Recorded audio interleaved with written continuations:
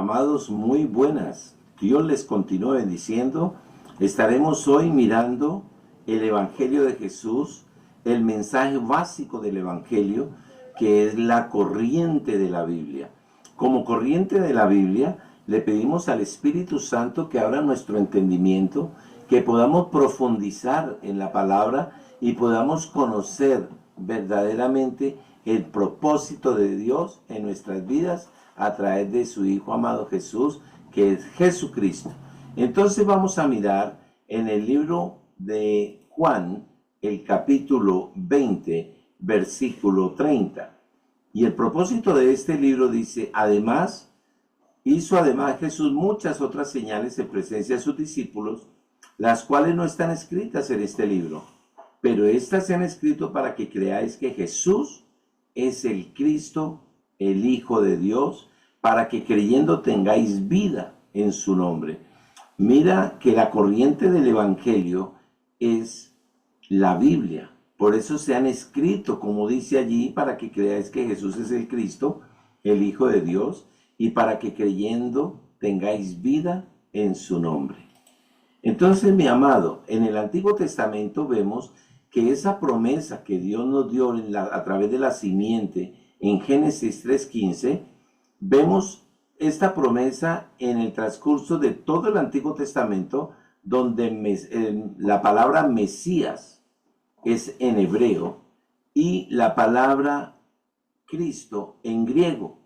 Cuando vemos a Jesucristo en esta promesa maravillosa, aquí vemos que todos los problemas de este mundo empezaron en el capítulo 3, en el capítulo 6, en el capítulo 11. Y la corriente del Evangelio, que es la palabra de Dios, que es la Biblia, nos enseña, por ejemplo, en Génesis 1, del 23 al 25, Dios hizo los animales según su género, hizo animales, hizo peces, hizo las aves. En el 1:26 hizo al ser humano. En el Génesis 2:7 formó al hombre. Y Dios estableció vida en cada uno de los géneros. El pez necesita del agua para poder vivir. El árbol necesita de la tierra para poder tener la savia, sus nutrientes. Pero nosotros los hombres necesitamos de Cristo Jesús. Si nosotros estamos sin Cristo Jesús, la verdad que estaríamos muertos. Entonces en Génesis 3 vemos que este evento sucedió en el huerto y la corriente del Evangelio empieza allí. Por eso debemos de autoevaluarnos y ver cómo están las personas de este mundo, porque la verdad y la solución está en Cristo y es a través de nosotros. Primero fue el Evangelio y luego fue la ley. Por la simiente de la mujer es que nosotros somos libres, somos bendecidos. Esta corriente nos habla de que Jesucristo es el camino, que Jesucristo es la solución. Si alguien dice que no tiene pecado, entonces la verdad que no sería del cielo, estaría muy mal. En Génesis, en el libro de Isaías, capítulo 7, versículo 14, Isaías, el Señor profetizó a través de Isaías y él explica que a través de la simiente de la mujer vendría su hijo, que su nombre sería Emmanuel, Dios con nosotros. El Evangelio de Jesús es la corriente la cual debemos de seguir a través de la palabra del Señor. Y como lo decía, así como un pez fuera del agua se muere, todo hombre sin Cristo está muerto. En Mateo 1:23 hay algo muy especial en Mateo 1:23, que es el cumplimiento de la promesa, el cumplimiento de esa corriente maravillosa que Dios nos enseñó un día a través de su palabra. Y aquí vemos: he aquí una virgen concebirá y dará a luz un hijo y llamará su nombre Emmanuel, que traducido es Dios con nosotros. Aquí vemos muy claro que la corriente del Evangelio desde un principio es Jesucristo nuestro Señor. En Gálatas 4:4 se cumple, para ir cerrando esta pequeña reflexión sobre la corriente del Evangelio, miramos que en Gálatas 4:4 nos habla muy claro a través de toda la palabra. Dice aquí en Gálatas 4, pero cuando vino el cumplimiento del tiempo, Dios envió a su Hijo, nacido de mujer y nacido bajo la ley, para que redimiese a los que estaban bajo la ley, a fin de que recibiésemos la adopción de hijos. La corriente del Evangelio es lo máximo, es Jesucristo, porque Él es el camino, Él es la verdad, Él es la vida, solo Cristo, y con Cristo somos más que vencedores. Antes de conocer a Cristo, estábamos bajo el juicio de Dios. En la época de Noé, la salvación en el arca representa a Cristo cuando su construcción fue dada con medidas precisas.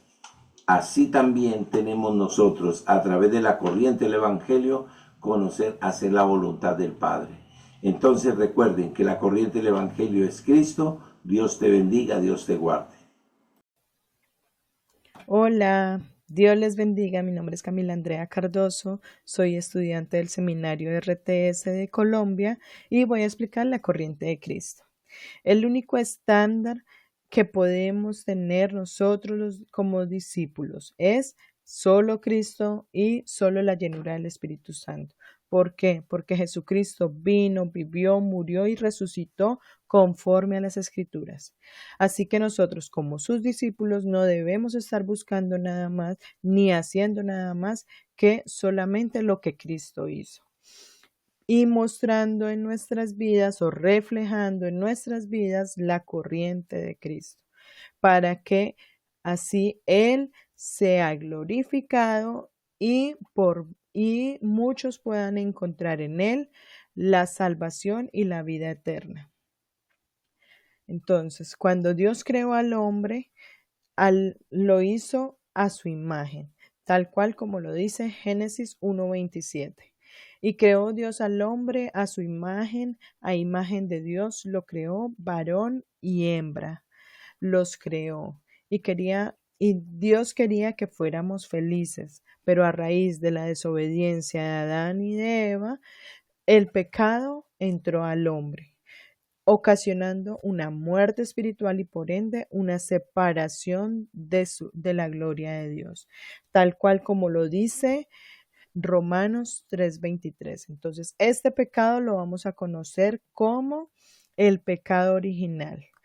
Y dice Romanos 3:23, por cuanto todos pecaron y están destituidos de la gloria de Dios. Entonces, si estamos destituidos de la gloria de Dios, ¿cómo podemos nuevamente regresar a Dios? Solamente por el método de Cristo, porque no hay otra cosa en el mundo que pueda darnos salvación y vida eterna más que Jesucristo, el Dios hecho carne, que habitó en medio de nosotros, como lo dice Juan 1:14. Y aquel que fue hecho carne y habitó entre nosotros y vivió su gloria, gloria como del unigénito del Padre, lleno de gracia y de verdad. Entonces, Jesucristo es la simiente de la mujer. Por ende, no, no tiene nada que ver con la simiente de Adán, porque la simiente de Adán es la que trae el pecado original, y así seamos muy chiquiticos, recién nacidos o muy grandes, todos tenemos el pecado original en nuestras vidas. Y la única solución que tenemos para poder sanar el pecado o quitar el pecado en nuestras vidas es Jesucristo, la simiente de la mujer, que en el Antiguo Testamento era el Mesías, en el Nuevo Testamento el Cristo. Esto implica que la simiente de la mujer es sin pecado y podemos evidenciar las evidencias bíblicas, podemos ver las evidencias bíblicas lógicas de las profecías cumplidas, tal cual como lo dice en Isaías 7:14. Por tanto, el Señor mismo os dará señal.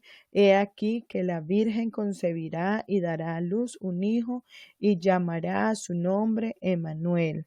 Entonces, nosotros como discípulos de Cristo debemos hacer lo que hizo Cristo nomás y solamente vivir a Cristo y disfrutar a Cristo. Entonces, para vivir como Cristo, como lo hizo Cristo, debemos morir a nuestra naturaleza pecaminosa y egoísta y morir al pecado y vivir nuevamente, resucitar en una vida de santidad y obediencia y para sí mismos ser guiados por el Espíritu Santo. Pero esa no es una tarea fácil, esa es una tarea que no podemos cumplir nosotros solos, debemos orar constantemente para pedir la guía del Espíritu Santo para que sea Él quien nos haga instrumentos útiles a su mano. Amén. Buenas noches, bendiciones. Vamos a hablar de la simiente de la mujer. ¿Sí? La simiente de la mujer no es la misma simiente de Adán. La simiente de Adán nos relaciona con el pecado, como lo podemos ver en Romanos 3:23 y Romanos 6:23, donde nos enseña que la paga del pecado es la muerte, ¿sí? Este pecado es ese pecado original, ¿sí? Y la simiente de la mujer es aquella que nos habla del Señor en Génesis 3:15, en Isaías 7:14, donde nos da y nos revela una vez más esa promesa de que vendría un Salvador, y Mateo 1:23, Mateo 16:16, donde vemos cómo Pedro revela y confiesa que Jesús es el Cristo, el Hijo del Dios viviente, ¿sí? Vemos también cómo en Gálatas 4:4 y en el libro de Juan 1:14 nos revela que este verbo se hizo carne, ¿sí? Allí nos está hablando también de Cristo, de esa simiente de la mujer. Vemos cómo la simiente de la mujer es en relación al pecado, porque solamente el Señor lo es así, solamente Él es santo. Vemos cómo eso también nos lleva a Cristo como conclusión, a cómo la palabra nos enseña a través de estas citas bíblicas, de estas escrituras, de estas evidencias bíblicas, que Cristo vino, que Cristo vivió y que Cristo murió conforme a las escrituras. Esto también lo marca como esa simiente de la mujer, ¿sí? Vemos cómo Jesús es el Cristo, la verdad de la salvación. Muy buenos días, en esta ocasión voy a hablar un poco sobre el aposento alto. El aposento alto es el movimiento de la vida de Jesús, según Juan 1, del 1 al 4. En este movimiento buscamos restaurar Génesis 1:27, que es la imagen original. Buscamos restaurar la autoridad y poder según Génesis 1:8, y también buscamos restaurar el huerto del Edén y el aliento de vida de Dios según Génesis 2, del 7 al 8. Este movimiento es un movimiento completo, eterno y único, en donde nos enseñaron de que Jesús es la solución a todo nuestro pasado, presente y futuro. En otra parte, aprendimos de que el aposento alto se da el movimiento de la palabra, movimiento de la Biblia, de Dios Trino, de solo Evangelio, de la oración de 24 horas y también la oración de 25 horas. El movimiento de la palabra, porque pues Dios creó los cielos y la tierra con la palabra. Y también en este movimiento se da el movimiento de los remanentes y el movimiento de la posteridad. En conclusión, entender de que el mensaje centrado en el aposento alto debe ser solo Cristo, porque Él es el que representa todo. Se da el movimiento de la verdad, el movimiento del solo evangelio, el movimiento de la oración, donde disfrutamos de nuestra salvación.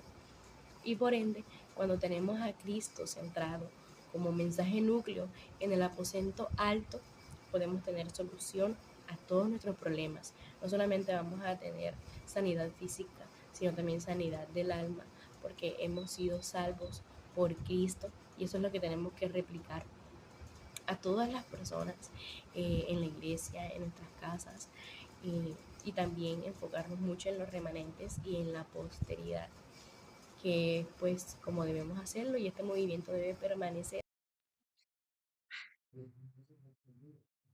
Buenos días, bendiciones. Mi nombre es Gladys Beltrán, código 43. Me ha correspondido el tema de el Antiguo Testamento y Nuevo Testamento. Para exponer el tema, pues quise hacer como un cuadro sinóptico entre el Antiguo Testamento y el Nuevo Testamento. Entonces, en total, los libros de la Biblia son 66, de los cuales 39 libros son del Antiguo Testamento y 27 libros del Nuevo Testamento. En el Antiguo Testamento encontramos los libros de la ley o el Pentateuco o los libros de Moisés que inician desde Génesis hasta Deuteronomio. Y en el Nuevo Testamento encontramos los evangelios que comienzan desde Mateo hasta Juan. En el Antiguo Testamento encontramos los libros históricos. Los libros históricos empiezan desde Josué hasta Esther. Y en el Nuevo Testamento, encontramos el libro de Hechos, que es el libro histórico del Nuevo Testamento. En el Antiguo Testamento encontramos los libros poéticos, que van desde Job hasta Cantares. Y en el Nuevo Testamento encontramos las epístolas. Tenemos las epístolas que son desde Romanos hasta Judas. En el Antiguo Testamento encontramos los libros proféticos que están divididos entre los profetas mayores y los profetas menores. El hecho de que se mencionen los profetas mayores no quiere decir que es que tengan como, o sea, que sean como más importantes, no, o que sean porque sean mayores en edad, no es por eso, es por la cantidad de capítulos que ellos tienen. En este caso, el libro, por ejemplo, de Isaías, Jeremías, Ezequiel, tienen varios capítulos. Estos libros van desde Isaías hasta Malaquías. El libro profético que encontramos en el Nuevo Testamento es el libro de Apocalipsis. Se me olvidó decir antes algo muy importante y es que Cristo es el centro de la Biblia. Y entonces la corriente de la Biblia es Cristo. Ahora vamos a ver cuál es el significado de los libros de la ley, de los libros de la ley o del mismo Pentateuco o los libros de Moisés. Ahí en estos libros se estaba profetizando, o sea, era profetizado Cristo en las leyes. Y en el Nuevo Testamento, ¿cuál era ese significado de los evangelios? Era el cumplimiento de la ley. Los libros históricos del Antiguo Testamento, en cada historia que salía, ahí salía Cristo, o sea, se estaba hablando de Cristo. Y en la historia, en el libro histórico del Nuevo Testamento, en este caso, pues el libro de Hechos, es nos está testificando a Cristo. En el Antiguo Testamento encontramos las alabanzas.